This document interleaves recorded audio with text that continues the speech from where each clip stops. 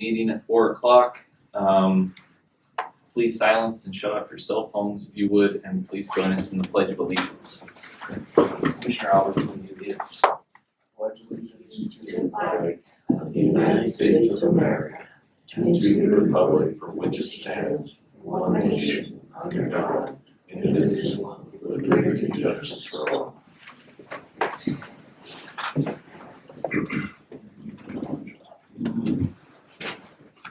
So, we only have one topic for today's meeting. The discussion of moving Oregon's borders or Idaho's borders to include Lake County. Public comment, is there any? Oh, yeah. Yes. Yeah, Would I you would like be to give some willing to- comment? Sure, Yeah. absolutely. If you'd like to come up and start us off. Thank you, Chairman. Do you want to know anyone, name, address? Just Sure. for the record. Just your name is perfect. For the record, I know it, but Okay, it's Mike McCarter, and I'm the president of Move Oregon's Border, or Citizens for Greater Idaho. And my address is 53161 Bridge Drive in Lapine, Oregon. Well, thank you very much for taking the time to take the public comments and things about this. I'd like to give you a little bit of an update on what's going on with Move Oregon's Border and Citizens for Greater Idaho. And I'll step back just a little bit to 2020. At that time, we approached 19 full rural Oregon counties and one partial county with initiative petition request to allow the citizens to vote on whether or not they would like their commissioners to look into the possibility of their county becoming the county of Idaho and the process. Of course, we started that in February, and in March, the whole state was shut down with COVID. It was really tough to get signatures and everything required there. But continuing to work on it one-on-one, in November 2020, we had 4 counties on the ballot for that measure. 2 of the counties passed, 2 of the counties did not pass. We knew that we had a brand new message out there. We're a grassroots movement without a lot of money, so it was really hard to get the message across. But still, Jefferson and Union counties, the people passed those measures. Moving forward into 2021, we were able to get 5 more counties on the ballot in May's election, and including Lake County. And all 5 of those counties passed, and that was Baker, Grant, Malheur, Sherman, and Lake. So currently, we have 7 counties that have voted in favor of the particular measure. They're all just a little bit different in the wording with it. Moving forward now, in November of this year, Harney County is voting on November 2nd in a special election. Moving into 2022, we have enough petitions, over 1,000 extra signatures in both Klamath County and Douglas County. So they'll be coming up on the ballot in May of 2022. Also, it's looking good for Josephine County, and we're dealing with Crook County. Now, Crook County refused to allow a petition to the people. And at that point, even though we took it to circuit court for a judge to determine whether or not our petition was a legal petition, he sided against it, which is fine. That's the procedure and the process that you go through. At that point, we felt that Move Oregon's Border in Crook County was dead, as far as we were concerned. We couldn't do anything more. But the people started to speak out, and now are approaching the commissioners, and they want to have that opportunity to vote. Whether it's the commissioners put it on an advisory or however it's put on the ballot. They just want to have the chance to vote. Now understand, the vote is not a vote to secede from the state of Oregon. That's not what it's about. It's a vote to start looking at the possibilities and the process and the details involved if your county became the county of Idaho. Now, just recently, in fact, this last week, we commissioned a economic impact study, a very expensive independent one, which is gonna come back and give a lot of details, financial details. And I know that there's a lot of questions around Lake County about how certain things would be handled if Lake County became a county of Idaho, whether it's water rights or whether it's road maintenance because of all the roads that you have, law enforcement, schools, prisons, all these are questions that are out there. We don't feel it's our job to answer those questions there. It is independent people looking at it. Crook County has established a committee who's starting to look into some of those questions. They put out results currently on education, comparing Oregon education to Idaho education, both cost-wise, graduation rates, and everything else that's involved in it. So what we're hoping to see is more of that kind of activity taking place. I cannot get in, or any of our staff, we can't get in and look at the PERS question. How does PERS match up? How does it work if somebody switches from Oregon PERS to Idaho PERS? And that's a big question out there. So again, these are just some of these questions that are taking place. Saturday, I was in Coeur d'Alene, Idaho, at a rally over there, trying to inform the people of Idaho about this process and how it is working and so on. Because the rumors get started about, oh, they're gonna move all in, they're gonna take over the vote of Idaho, and it's gonna change the whole thing, and stuff like that. It's important, our battle is still getting the word out, getting the message out about this, that a lot of the people in rural Oregon are very unhappy with the Oregon legislature and how they're treating rural Oregon, not listening to our state representatives or our state senators and just moving on with their agenda that they have in Northwest Oregon. Face it, that's where the majority of the people are. We're seeing that right now with the new U.S. Representative district ideas and whatnot, and where they want to place the new U.S. Senator, U.S. Representative. So moving forward now, what can Lake County do? What can you do to get this process moving forward here? We know that the votes throughout the whole counties, the rural counties, especially like Lake County, where 74% of the voters voted in favor of this particular measure, has no leverage on the Oregon legislature whatsoever. It doesn't matter to them. But what does matter is more and more counties that are starting to speak out. The people are starting to speak out. Where the Oregon legislature, state representatives, state senators hear about this, start taking some action, and bring it into some type of a committee or some type of group meeting at the Oregon legislature about this with it. We can't do it. I mean, you could think that, well, why don't we have a statewide initiative? Holy moly, that is a process that's super expensive and it's a big mountain to climb with it. So what we would ask is use commissioners to mention it, to talk about it.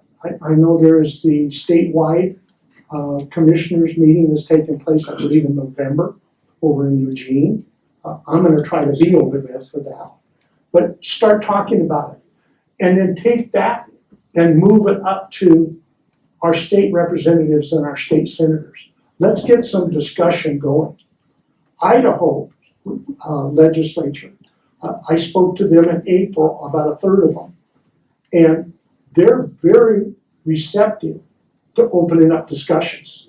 Now, they're not gonna come out and say, okay, we want Oregon land, we're gonna grab it here, we just wanna vote that. No, they wanna open the discussions up to see where the benefits are for both people in Idaho and people in rural Oregon with it. So, Move Oregon's Border, and now the bigger organization, Citizens for Greater Idaho, we're continuing to move on. We also think that Josephine County might be involved in it coming up here shortly. Hopefully Crook County will be in it next year for a vote. Curry County is working on it. They've got petitions there. Coos County is another one of the counties that's refused to allow a petition. So we're still involved in it, even if the county passes it, just like Lake County. That's why I'm here. We're still here to help and to encourage and to promote this up to the state legislature. So I'll stop right there and say, you know, if you've got some questions, I'd be more than happy to answer them if I can. I'll open it up for questions. I just want to really quick acknowledge that for those that might be watching this video on YouTube later, Commissioner Schulenberger is with us as well. He is joining us virtually. But if you've got anything you want to add, Commissioner, please feel free to jump in at any time. Not at this time, but thank you, Chairman. Thank you. Commissioner So Robertson. when will your economic impact study be completed? We're looking at projected finish date of February of 2022. Now for a grassroots movement like Move Oregon's Border or Citizens for Greater Idaho, we don't have a lot of financial support. It's all $5, $10, $20 donations that come in. But we've managed to pay over $100,000 for this economic, and it's gotta be independent. It can't be biased any particular way. It needs to be able to stand on its own. So that's the projected date of when that will be ready. And so I'm assuming that economic impact study will compare the $7 and something an hour Idaho Minimum wage standard. minimum wage Mhm. and ours, I don't even know what ours is, 12 something. I think. Anyways, so I'm assuming that will be Yes. included. Yes. I mean, I'm glad you guys did that because that will answer a lot of questions. It could be a great sounding board one way or the other. We like to see decisions made on facts, not just on salesmanship or, you know, rumors or things like that. By the way, on that minimum wage in Idaho, $7.50, $7.40, whatever the federal level is, it's only 2% of the people that are working at that level. So the average wage is a lot higher than the minimum wage with it. And, you know, And so your economic impact study will reveal that also. well, it should include taxes, it should include business ability, things like that too. I mean, it's a broad spectrum there. And just for the record, Oregon's minimum wage is $12.75 in Idaho. rural? Yeah, well, for the state, the Okay. state of Oregon. And for Idaho, it's about $7.25. Mhm. Okay. Just for the record, not trying to correct anyone or anything, so. Yeah. So, Micah, I know that we've talked about it before, you know, you were down for the first meeting, weren't you? Yeah, well, Lake County is my first love. I mean, it's the first commissioners that I contacted and had an Anyways, opportunity. we met before, and I brought up the PERS question. Yeah. You know, our state and highway employees, will they still have a job, you know? We gotta protect every citizen of Eastern Oregon. I get the part about wanting to have a voice. I mean, nobody knows more than rural county commissioners on how we're the redheaded stepchild. And And then their redistricting that they're trying to pull right now is craziness. What they're wanting to do right now is it will add 5 more Democrat representatives and the Republicans will get 1 more. And so the super majority becomes a super duper majority. And so I'm sick of it, but I appreciate your work. I just don't know. Well, you know what? I'm born and raised in Oregon, 74 years here, and the only time I did not live here was during my time in the Vietnam War. And I get the question quite often, well, why don't you just take the effort and put it back into trying to balance things out with the Oregon legislature and get a bigger voice here in Oregon? We've tried for 25, 30 years to do that. And it's been about that length of time, a little bit longer since we've had a Republican governor there.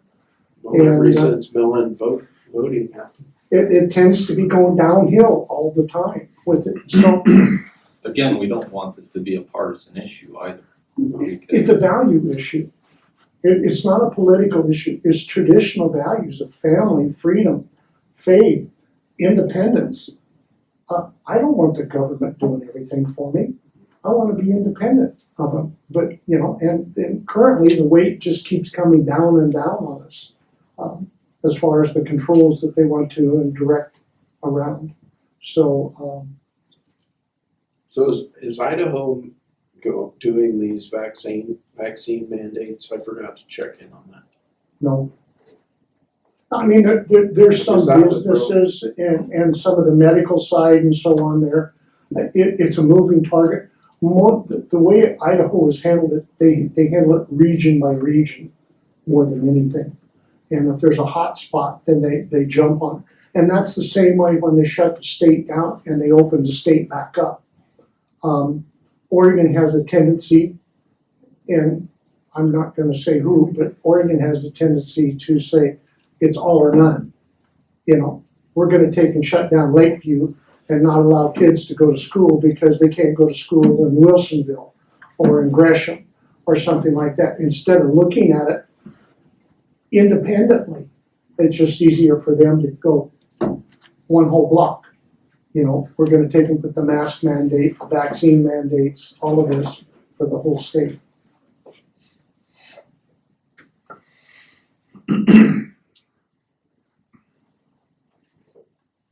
Any other questions?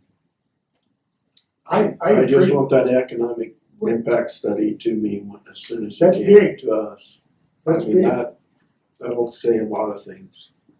So, We believe so too on that. But still, at the same time, we need to get our legislatures talking about this. Even if they don't make a move right away. And none of us have a crystal ball on how this whole thing could come about in the process and the timeline with it. And it is a big mountain. But if we don't try it, how do we know it's gonna work? It can work with it. And, you know, the process, if Oregon's legislature and Idaho's legislature come into some type of an agreement, then it goes to Congress for approval. We believe that in the past, they've signed off on every border adjustment. But, you know, who's to know how this is actually gonna take place? So we're into it for the long haul, and I'm 74. I can't afford 20 years like Texas trying to accomplish something like this. We would like to see it happen in a much shorter time frame there.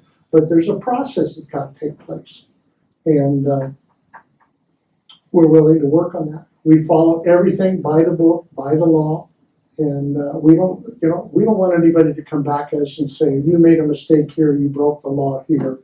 And when we get done with it, we want to look back at it and say, we did a good job, we did the best we could, and open and honest. well, that economic impact study is going to be we can glean a lot of information from it. And Agreed. up to this point, we really didn't have much to tell our legislature.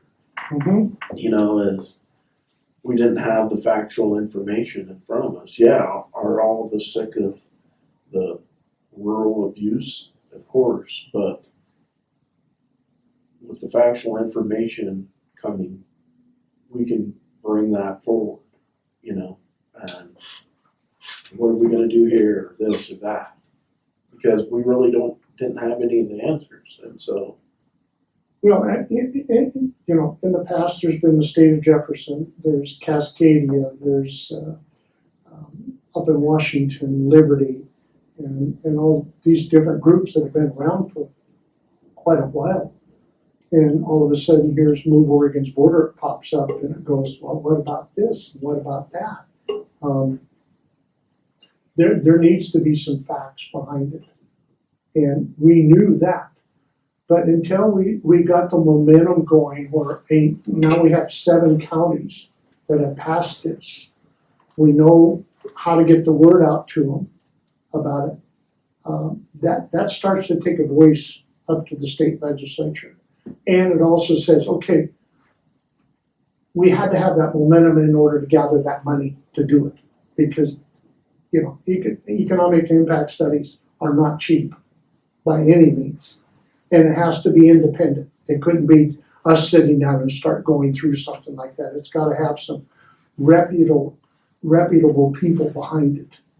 And so that's a big push. That's a big benefit right now.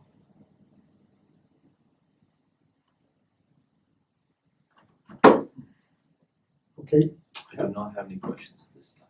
thank you very much. I'll just open it up to say at any point, feel free to contact me. If we got a question, I mean, I'm only 2 hours away, so I can rip on down this way or whatever. I might need your contact information again. I might have it somewhere. I'll make sure I leave my business cards with you, okay? Sounds good. Thank you very much. Thank you, Mike. Is there any additional public comment? Yes, there is. Chair is yours.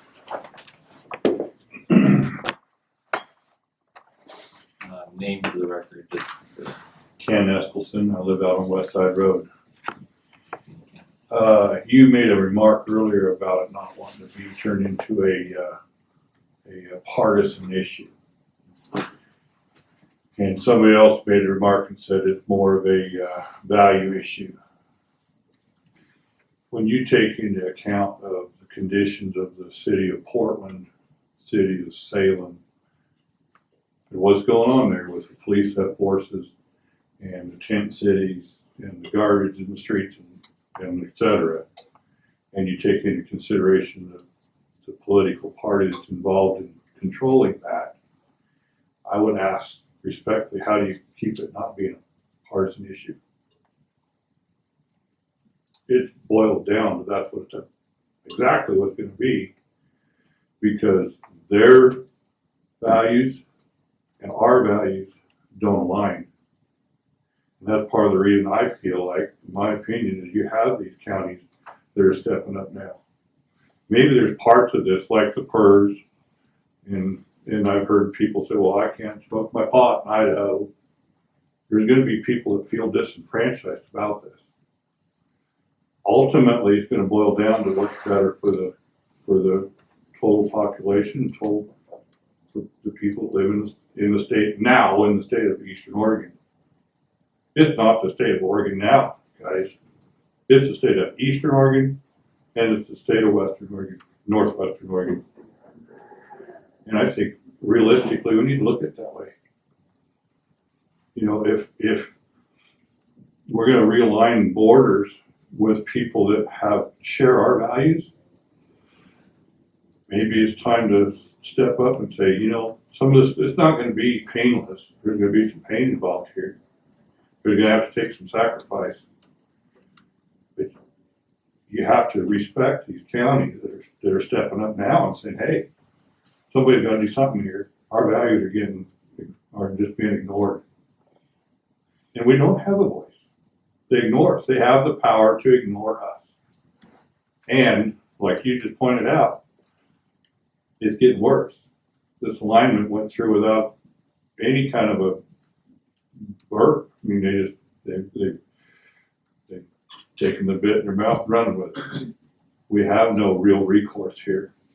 And so respectfully talking about minimum wages and PERS issues and state highway employee issues, all these things are going to be very important.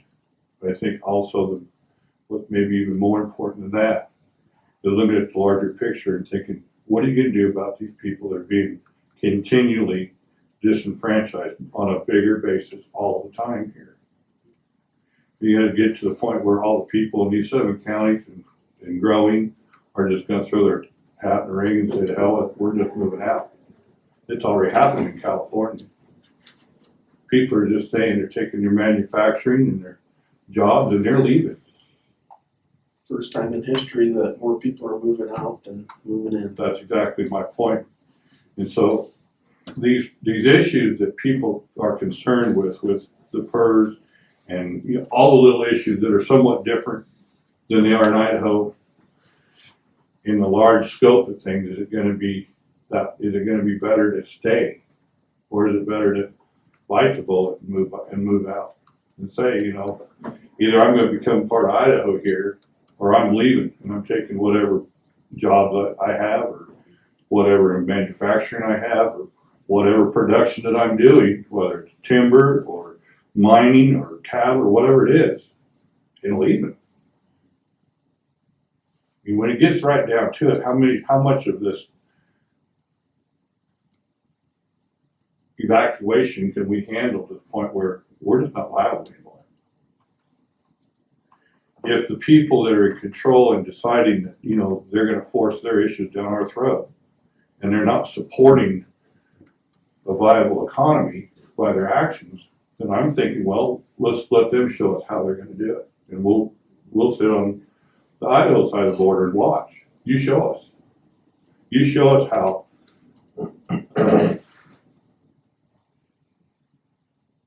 disenfranchising the police in the state in the city of Portland is good for our state. You tell me how that works. And then after the fact, they've got 200 openings for police, and they've got 4 candidates, 4 applicants. Well, that pretty much tells you nobody's going to go there and be a cop in Portland. Is that the way Eastern Oregon could be too? How long is that going to take? I've got a young family. Am I going to be forced to leave Oregon? I grew up here. I've lived here all my life. I also understand what the values in Idaho are compared to Oregon. You don't see the tent cities in downtown Boise. You don't see them all camped out along the freeways in the Treasure Valley. You don't see that. So my thought is this going to be something that's better for the state of Oregon? I would say possibly so. Like Esther and I were talking the other day, said, at the very least, you got 7 counties now and possibly more that are waving a big red flag at the state office in Salem saying, hey, wake the hell up. If they don't wake up, then what are you going to do? We still got our families in Eastern Oregon and in the southeastern and southwestern Oregon that are counting on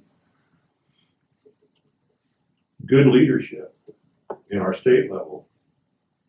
And if they're not going to provide it, what's our recourse? What do? We can't vote them out because it's like you're pointing out, this supermajority crap.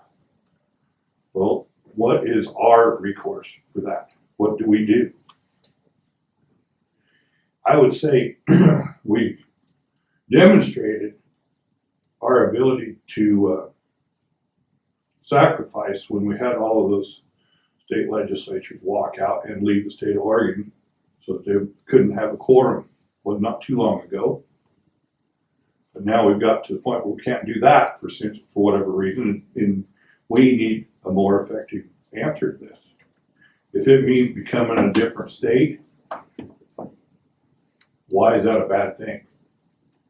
when you're talking about comparing your values that you're trying to raise your family with addressing the issues that are gonna come up, whether it's employment, it's gonna be PERS, it's gonna be minimum wage issues, whether it's gonna be state employment issues.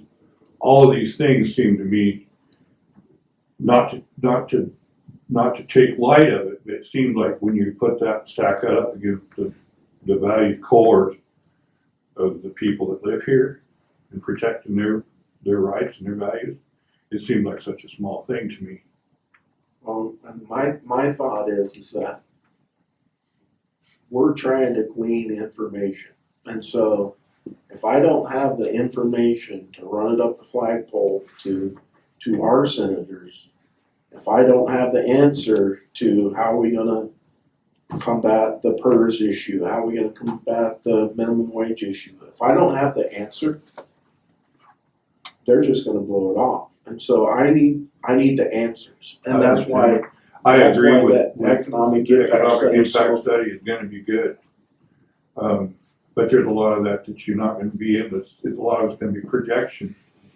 You know, we talk about minimum wage, and the man sat here and he said that the minimum wage workers in the state of Idaho are less than 10%, like 2 or 3%, whatever it was. I would hazard to guess, say in Oregon, significantly more than that. The thing, as a business owner myself, is when you're driving a business forward, quite frankly, you need better than minimum wage workers. They don't do your business any good.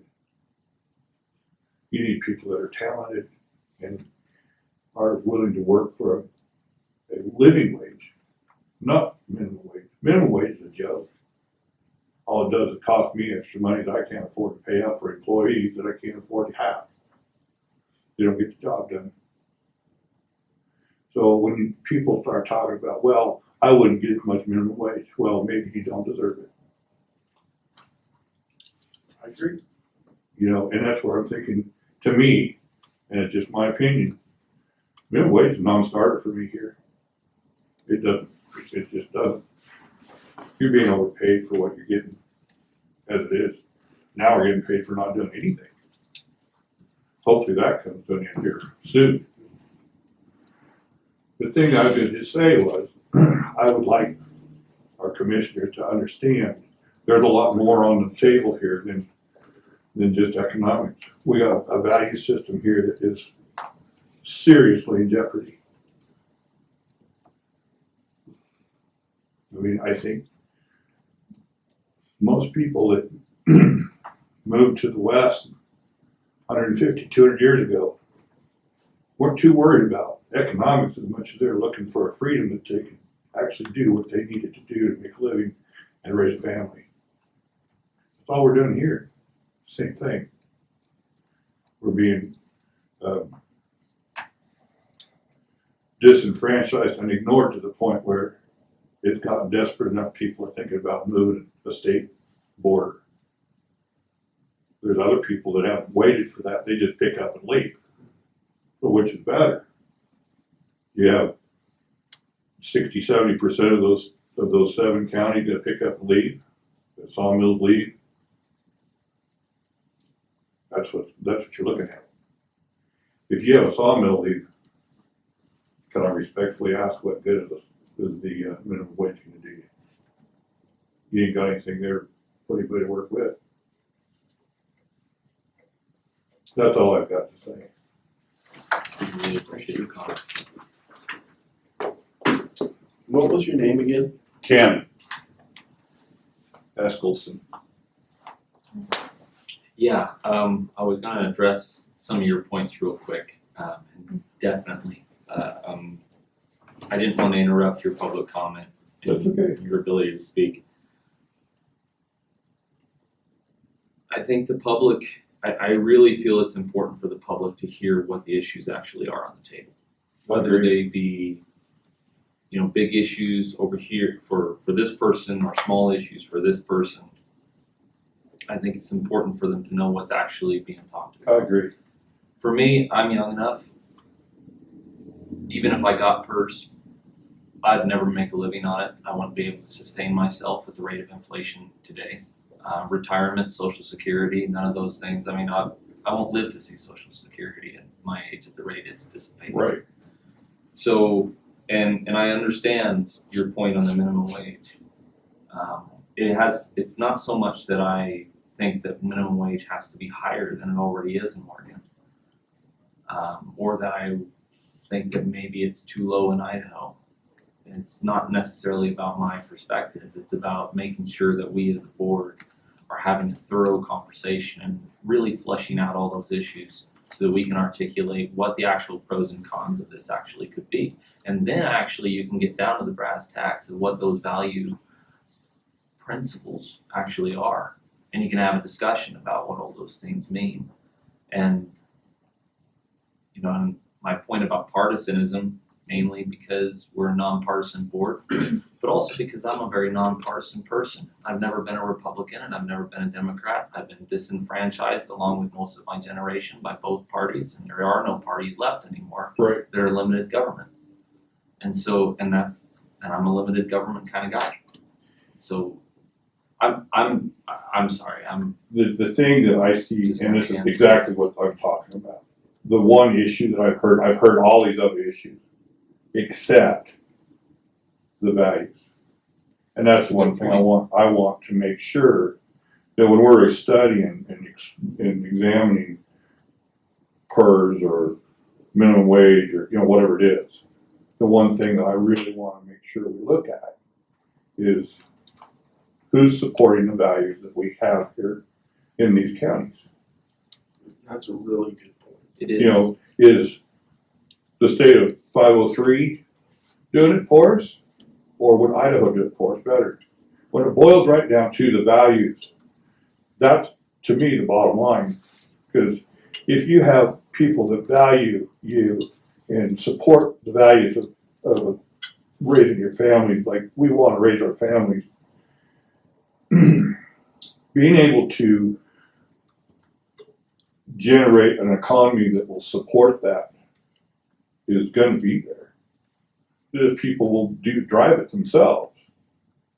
They'll have the freedom to make that go. This happened in the past. This is not a new concept. This has happened for us when people were first moving westward. Is they came and they built communities that had these values, and they paid a fair wage for people that were working for them. They paid a fair price for products that they were buying. This part, if it's like an open market. If you leave alone, it will stabilize itself and support. It'll be self-supporting. And in this case, you've got a state over here that is doing everything right, when in my opinion, we're doing everything wrong. When it comes to values, whether it's family value, business value, the moral, just doing business up front, not backstabbing people and making these backdoor deals and all that kind of thing that's causing all these problems. That's, as I see it, maybe even the bigger issue. I mean, all these other things are important to people, and they very much should be. It's going to have an effect on their lives. But what's going to have a bigger effect is if this goes unchecked. Either this becomes a part of Idaho, all these 7 states and plus, or it's going to throw a red flag to the folks in Salem and say, hey, we got to pull our heads out and do something a little different here because this isn't working. Now, maybe I'm pessimistic, but I don't think that's going to actually happen. I don't really think so. They've done things that, like you're talking about, realigning district lines and adding to their core support. Well, that seems pretty indicative of the direction they're wanting to go. I mean, what's your answer to that? I mean, how do you do that? I think you make a good point on the values argument, and I think the fact that we've said that we want to steer away from making this a partisan issue, being that we have really good people of both parties in Lake Right. County that don't necessarily always agree with everything that their party does. And I've seen Republicans steal people's rights just as much as I've seen Democrats. And so, but I think in our attempt to kind of put that argument aside, we've come to the determination, understanding that it actually is an argument about values, and we It can is. articulate that a lot better. It very much is. Yeah. Just real quickly, Sure, go ahead. when I ask questions, by all means, don't think I'm being disrespectful. No, I don't. Because Yeah. nobody wants to get out of this more than me, Right. you know, and so when, it's just like, as the commissioners, we get questioned daily on a plethora of subjects. But nobody's ever has the answer, you Right. know? Bring me the answer to the question, and then I can run it up the flagpole, because like Senator Finley or Rep. Owens or Reschke or any of those folks that work really hard for us, if we not only have the question, but we also have the answer, it makes their job, because their job is just a magnified Right. version of our job, and so, 10 times over, and so. I kind of assumed that was the way this is, because I've watched several meetings online and whatnot, and I see a lot of these questions that you guys are being questioned, and I get that. And that's why I came today, because the one question that I have not seen, and it means probably more to me than anything else, is what about the values? It boils down to the values. Who's going to support the values of our counties?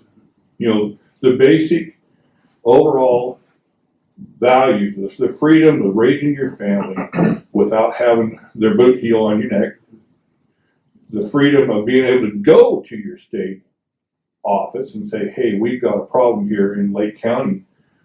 Can we get some support somehow? I mean, what do we have to burn down 500,000 acres every time we need something from these people to get their attention?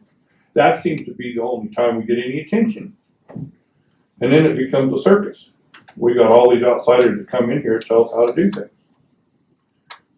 Well, I for one am kind of tired of that. If it comes to the point where I'm not able to pick up and leave Lake County right now. But is that the process we gotta start changing so that at some point I don't have to deal with that anymore? People are gonna get fed up with this more and more, and there's gonna be more and more of a movement towards this, and the questions that you're asking are very valid questions, and all I'm asking the commissioners to do is make sure you ask about the values. Who's supporting our values? The values of the people that voted here in Lake County. That's what I'm asking you to do. Great point.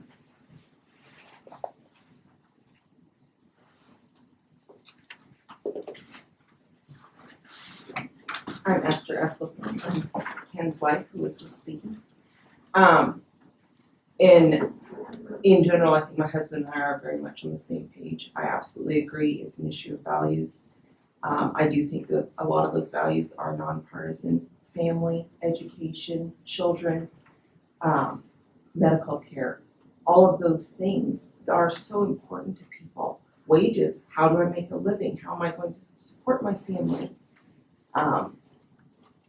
It doesn't matter what party you belong to, you care about all of those things, and I think that's really important to keep in the forefront of this discussion, that this isn't, it's not just about drawing, lines here, those kind of boundaries, party boundaries, but about our values. As a business person, I want to speak to the point about minimum wage. It's a huge burden here in Oregon. The problem is my people come to me and I want to hire them and I want to give them more than minimum wage. And I cannot afford to do that. And so, Maybe if you weren't being taxed to death by the state. yes, my husband and I own 3 businesses. You're good. The corporate And, tax, the new corporate tax, I'm gonna go off. Yeah, just let her. It's okay. You know, in our trucking business alone, to date, at this point in time, we're paying over $6,500 a month in taxes that are monthly taxes. They're not the corporate tax that you're talking about. They're not our withholding taxes for our employees. Yeah. They are not any of our other taxes. That is just one of the taxes that our business faces every month from the state of Oregon. And it is, it makes it hard to stay in business, quite frankly. It makes it hard to give our employees the benefits that we want to give them. We want to pay them more. We want to give them better medical benefits. We want to give them medical benefits. We want to be able to give them paid time off, vacation days, whatever. More than just what the minimum the state requires. But because we are so heavily taxed here, we can't do that. And so some of these issues, I understand on a county level and some of the state employees, things might change for them. But I think across the board for a lot of people, they would actually face better working conditions, maybe not higher wages, exactly, but more benefits, other benefits, because their employees might be able to afford healthcare or, other things like that. Or vacation days, or paid vacation, or, whatever it is. So I think those are things to think about too, as this is discussed. But what I really wanted to say was, I think the gentleman from Greater Idaho mentioned that one of the other counties, a citizens commission or committee had done a study about the school, Or is doing one. or is doing one. That's correct? Crook County, correct? Crook County. Yeah. And my suggestion would be that we would also form a citizens committee here in Lake County that would work with the commissioners and meet with them, whatever the details could be established, but to research the questions that the commissioners have, that then it can be presented to the citizens of Lake County and say, these are the facts. They can work with other committees in other counties and say, okay, they've done a study on this, and we can take that information, it does apply to us, or no, it doesn't. We need to do one for our own county, because their county is different. But we can build on it, or we can add it together, or we can do a different study because they have already done that study, or they're doing that study already, and we can do some other research about what the impact would be on our community and on our county. What would the impact be on the ranchers? What would the impact be on the citizens, the people who live in the town of Lakeview, or on other businesses, or on the schools? How would it affect all the kids who are not in school right now because of what's going on in our state with the vaccine and the mask mandates and everything else? Would we potentially see an increase in kids back in school? Would the education level be better? The governor's put a temporary hold on some of the graduation exam requirements for high school. That does not mean that all of the requirements for graduating high school have been changed. You still have to meet certain minimums. You have to take certain courses, but if you're not tested in those,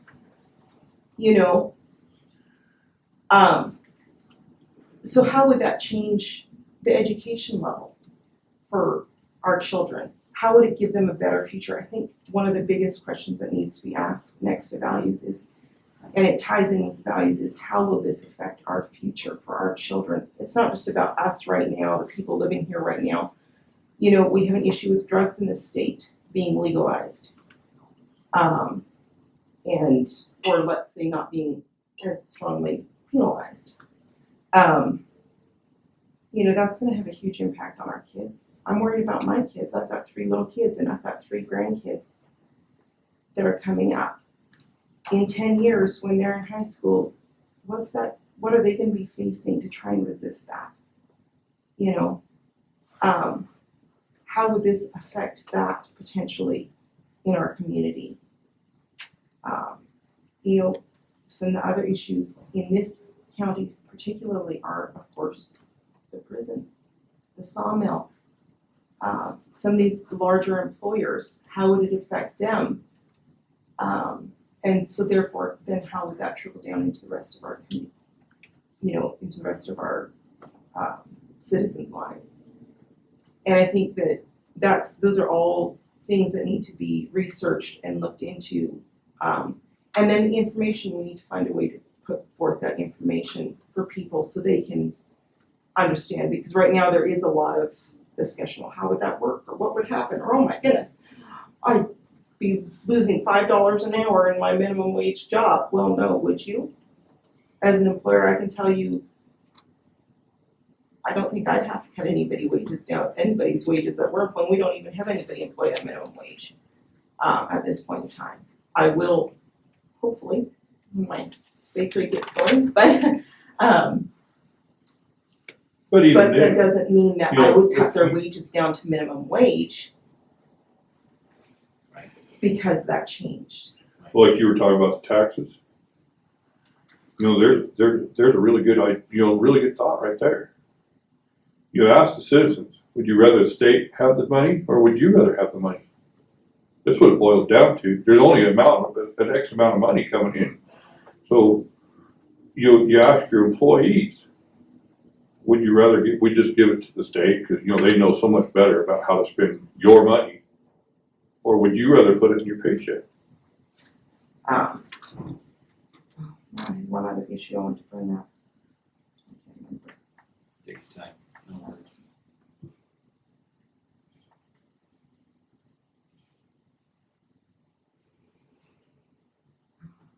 It's gone for the moment. That's okay. If I remember it, I'll speak up again. Do you guys have any questions or thoughts?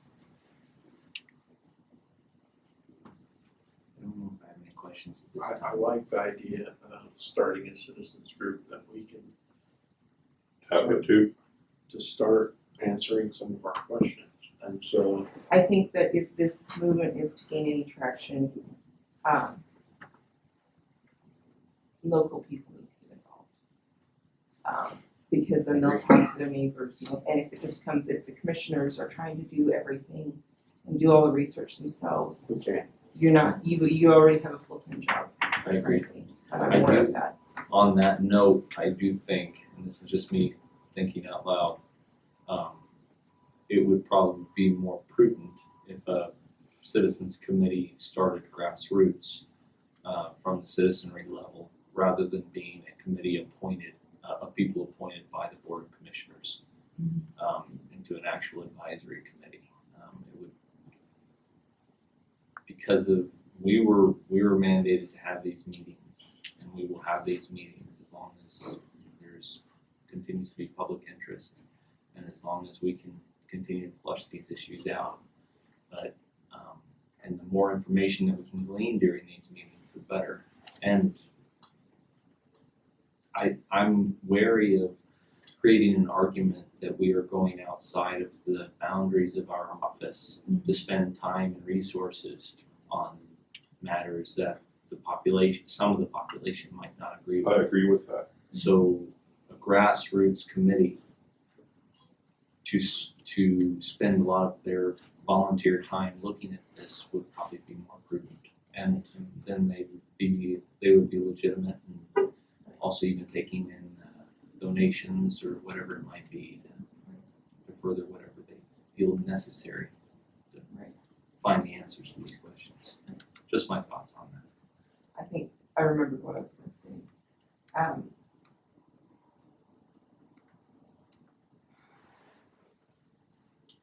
The northwestern part of Oregon isn't ignoring us. They are forcing their will on us, and there's a big difference. They may ignore, quote unquote, our pleas for help or requests or whatever, but in truth, they're actually utilizing that to force what they want on us, to force us to do what they want, whether it's in the schools by saying, well, we're not going to give you funding if you don't do it our way, or with medical issues. There's some of that going on too. Certainly, of course, in regards to COVID and the masks and the vaccine and all of those things. And I think that's something that people need to be aware of, that they're not ignoring us. They are actually like a parent who's ignoring a child throwing a temper tantrum. That's how they're viewing us, as a child throwing a temper tantrum. And they're going to force their will on us one way or another. And I feel that this Greater Idaho movement is a way to gather some attention outside of throwing a temper tantrum. Something that will grab, over time, greater interest and greater coverage, and discussion, whether it's successful as far as moving the border of Idaho, or whether it's successful in saying, hey, we will not tolerate this. We will not tolerate this tyranny. Either of those are a win if we're able to communicate that and gain some ground that way. And so for that, for me, that's an important part of voting for this, to continue this discussion, to bring it up and to bring it to my neighbors here. Because I think that only if we really speak up as a group will it make a difference. So. 100%. Thank you, Mr.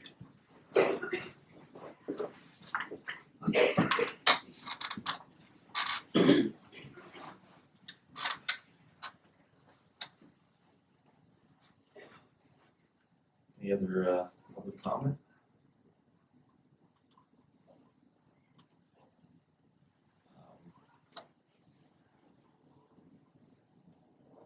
I just want to point out, I don't know if everyone else has noticed, but we have another commissioner who has joined us today, Commissioner Simmelink from Jefferson County, the Jefferson County, excuse me. Commissioner Simmelink, good to see you. You're on mute. Good to see you. Thanks for joining us, Kelly. Just so you know, Commissioner Simmelink and Commissioner Scarfo and Melanie and James and I all went to county college together. So we despise each other.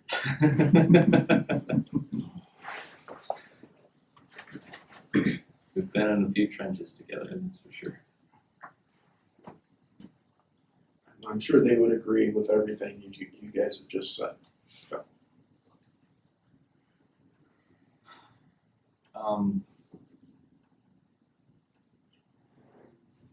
If there's no other public comment, I'll just kind of share a little bit of something. Commissioner Albertson, if you have anything else, feel free to jump in. We don't want to forget about Barry. Oh, no, absolutely. Oh, we do have actually hand raised, so I'll stand off on mine. Commissioner Simmelink, you have a hand raised?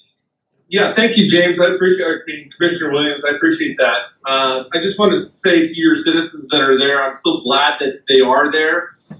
We've had R2 meetings this year and very, very limited participation. So I really got some great ideas from listening to your conversation this afternoon. I just wanted to acknowledge your citizens, and to your citizens, you have quite possibly the greatest group of commissioners. And I echo your sentiments about our values and our shared values throughout the state, and what a horrible mess we're in. But thanks for the opportunity. Commissioner Scarfo and I have been on this since the beginning, and we have probably learned quite a bit. So thank you. Thank you, Kelly. And for those of you that didn't already know, Commissioner Simmelink is a politician, so. He's one of the greatest.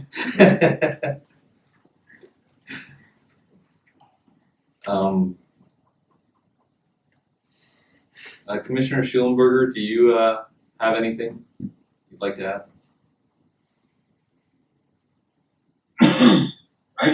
Can you hear me? Yeah.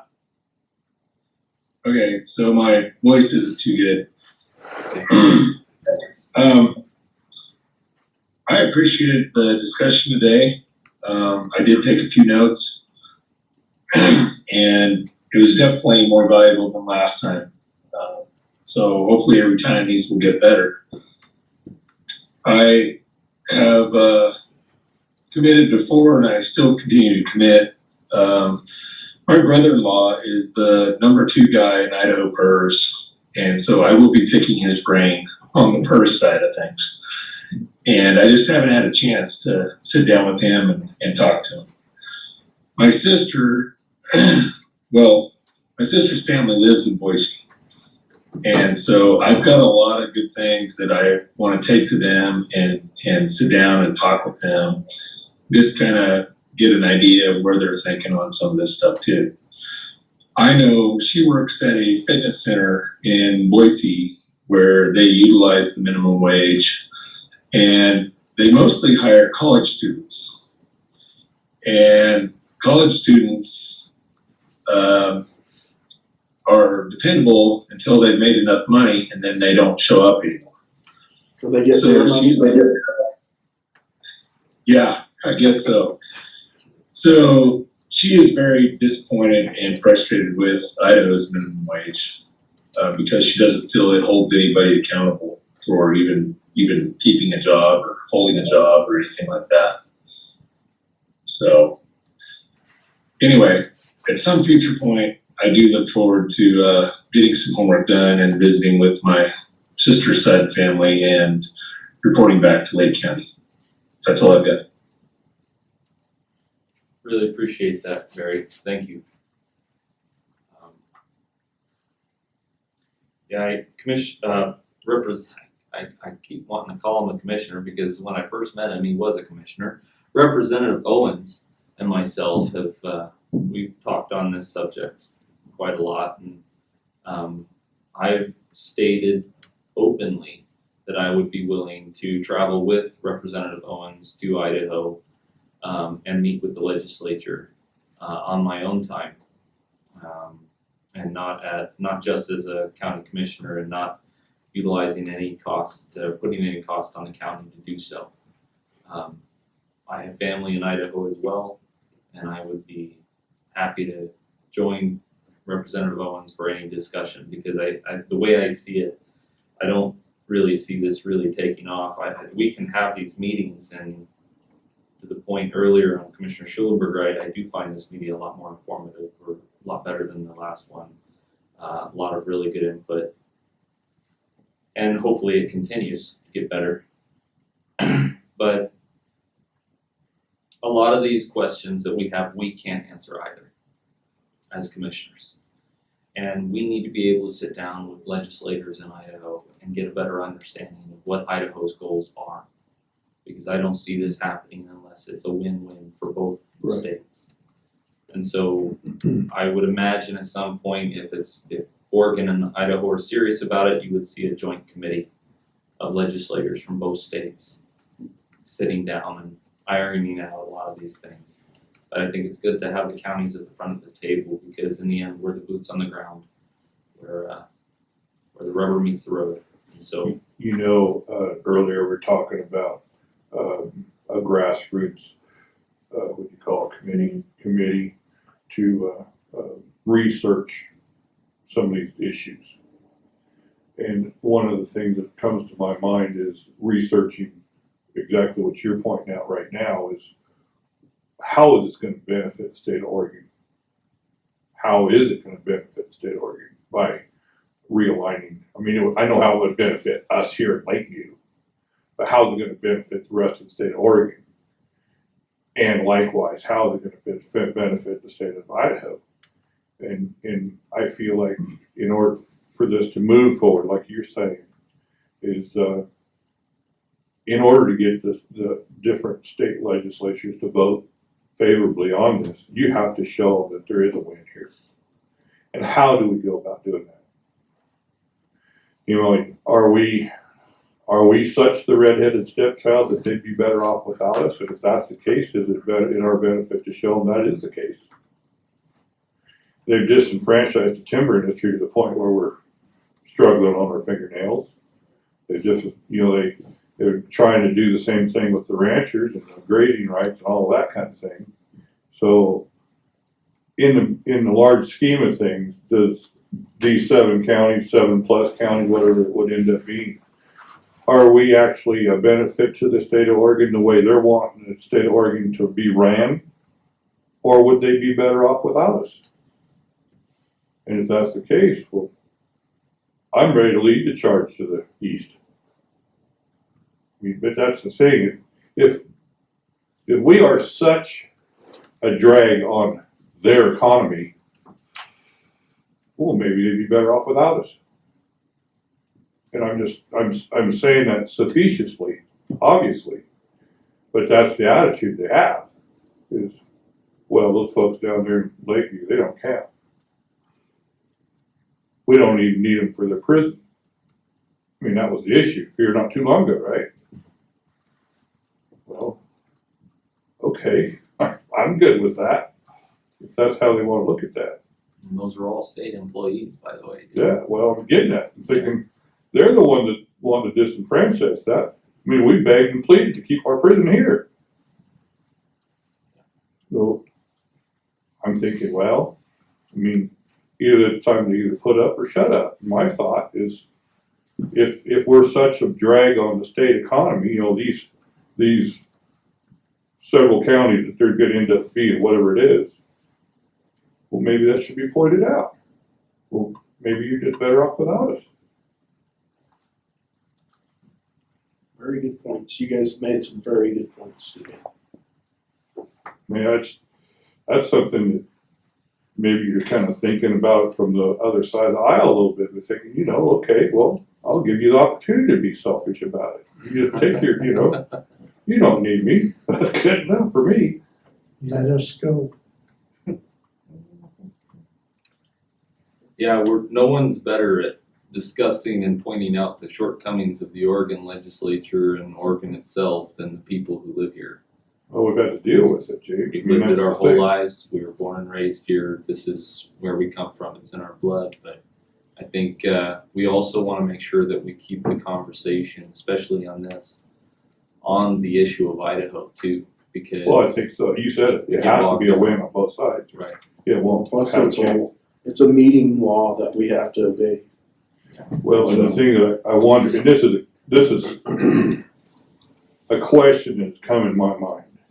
When you take the political climate in, say, Salem, and you take the political climate in Boise, and you compare them together, and you say, okay, who supports the timber, who supports the cattlemen, who supports what we do better? Who appreciates that? Who not only just supports it, but who appreciates it? All you gotta do is drive through Treasure Valley. You don't even have to visit with anybody. You just drive through Treasure Valley on I-84 and look out the window. You don't see Tim's camped along the freaking freeway. You don't. You see people that are being productive and moving forward. And they're logging. And they're logging, and they're growing cattle, and they're mining. in their infrastructure. They've been building that freeway, 84 for. Well, and they got to the point now where they're rebuilding it. And rebuilding, and the point is they're moving forward. It's onward and upward with those people. And I, for one, kind of want to be part of that. Well, I'd be curious to hear what Idaho's perspective is when they start taking in coastal counties, and they have to factor in dollars and emergency management plans for tsunami relief. There is those issues, but there's also Idaho could also have a harbor. It's true. that's It's the true. point I was just going to make. But Yeah. you know, these are some of the things that we've all talked about. Is that why Coos County said absolutely no to the thought? I couldn't speak to why Coos County did, took the position they did. Are there any other comments on greater state of Idaho? I've kind of exhausted most of my notes. I do have some things that I'm going to go back with Representative Owens on at some point. Be really curious to find out what Oh, Idaho wait. thinks. Yeah. We do have a hand raised, Commissioner Scarfo, Union County. Yes, thank you, Chair. I did want to bring up that on our second meeting on this topic, Commissioner Carter was there.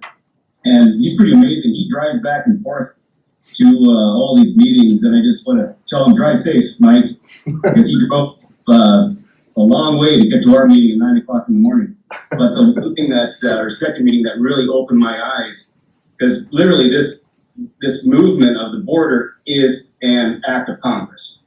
And this is not going to happen within the next few months. But when this one doctor spoke on behalf of this border movement, it really opened my eyes and my sheriff's eyes. If the border does move, Measure 110 is gone. And that is a big thing in my eyes if we get rid of Measure 110, because I still believe that that is one of the biggest wrongful votes that we've ever done here in Oregon. So if we do become part of Idaho, we don't have to worry about Measure 110 anymore. But that was brought up at our meeting, and that's one thing I'm really pushing on right there. Thank you very much, gentlemen. Well, thank you, Commissioner Scarfo. So Matt, tell us what 110 is so the public knows that it's here. Thank you for putting me on the spot, Commissioner. Obviously, I do not have it in front of me, but that pretty much legalizes drugs.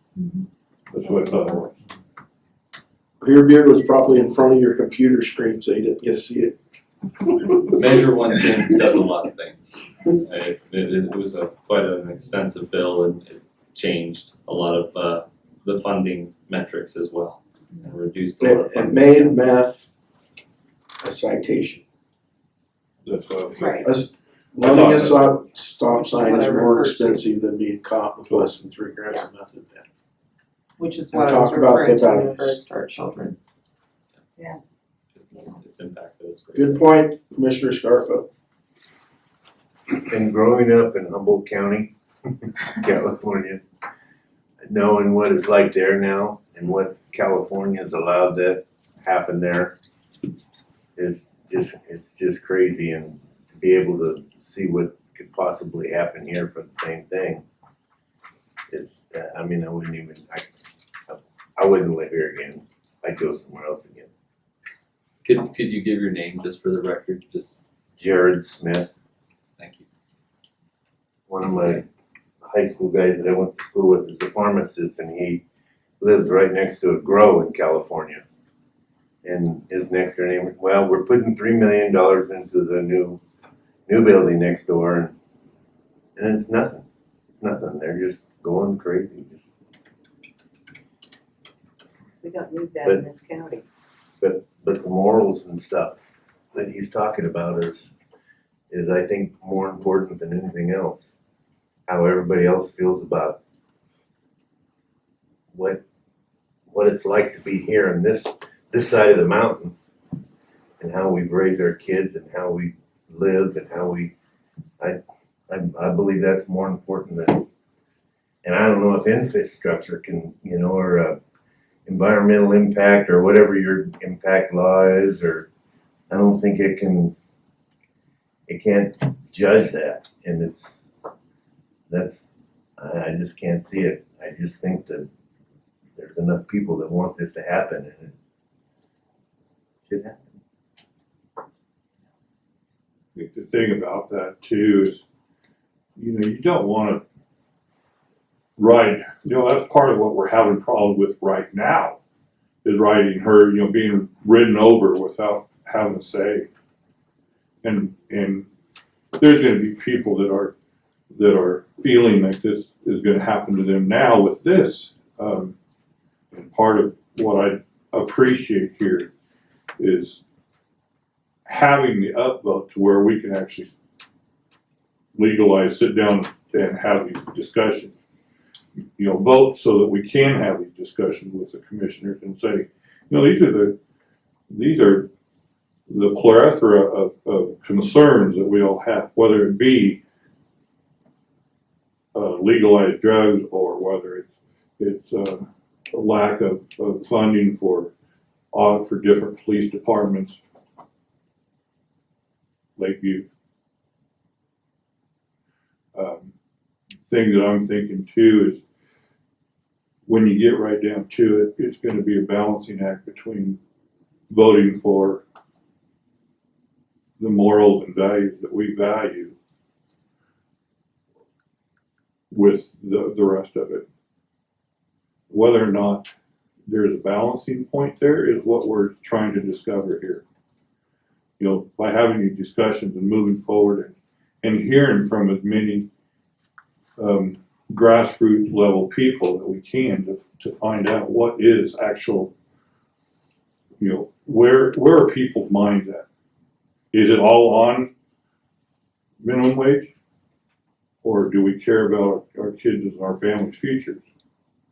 Are we gonna have a freedom by not being taxed as much to build a business? Maybe we're gonna give up the minimum wage job and actually build a business for ourselves and employ other people. The way this state is going right now, that is like pushing a rope uphill. It is just utterly next to impossible. Try to build a new business in the state. But having said all that, having the opportunity to come and address the commissioners and explain where we're at as individuals and how we feel about things, and maybe even taking part in trying to explore how other people feel and getting this, you know, discovered whether or not this grassroots movement towards moving the borders of Oregon is a viable thing or not. Like Esther said a minute ago, whether or not that actually happens or not, if we can get the attention of people at the state level to say, hey, we better change things a little bit, I would see that as a win. I don't see it happening. I'm pretty pessimistic with the state of Oregon right now. I just don't see it happening. They've managed to tax themselves into a pretty cushy spot, and I don't see it changing. People don't generally kill the goose that's laying their golden eggs for them. And so, But they are. But they are. Ultimately, they're going to kill off all the business, and people are going to leave. And that's, I mean, they're going to be forced to. It's not something that some abstract theory that I've come up with. All you have to do is look at what's going on in, like, say, California or New York or these places that this has happened before. Detroit. There's all kinds of examples to look at. I understand. I appreciate the comments. No, like I say, discovering how people feel is a very important thing here. But I think James is right. I think that needs to be done at a citizens level I do too. and with citizens information. Because we need citizen participation. Probably the biggest takeaway from this meeting is get some more citizens involved here. I do think that there's a abstract idea that people think, just from talking to other people out in the world where I reside, they still see this greater Idaho border issue is kind of like the state of Jefferson. It's kind of one of these abstract ideas. Oh, those crackpots, they don't know what they're talking about. They're not ever going to make anything happen. I see this as a little bit of a different thing because it's moving a border. You're not creating a new state. That's number one. Number two, the political climate is different now. You know, people are fed up and more willing to speak their piece. You know. It's a lot easier to move the border than create another state. Yes, it is. A lot. Well, in this case, maybe that's all it would take. You know, I think about that and I was listening to a talk show, which I do quite a bit on the radio, and the subject of conversation was how would the other states in the country look at this? Right? Texas, Louisiana, or Arkansas, Missouri, type thing. And it was looked at pretty favorably. They were looking at this thinking, this is one of those things where people are exercising a freedom that they would enjoy from living in the United States of America. Because if you're willing to realign district voting, voting districts, why is this that much different than that? And really, when you boil it right down, probably not really that much different. I mean, there's a lot more complicated, a lot more, issues that, that have to be addressed. But when it gets right down to it, you're changing the districts of the state of Oregon and state of Idaho to better reflect the values of the people that live there. And that's basically what you're doing. Is that a bad thing or a good thing? Basically, that's a good thing, the ability to do so. Whether or not this is a good thing to do here and now still remains to be discovered.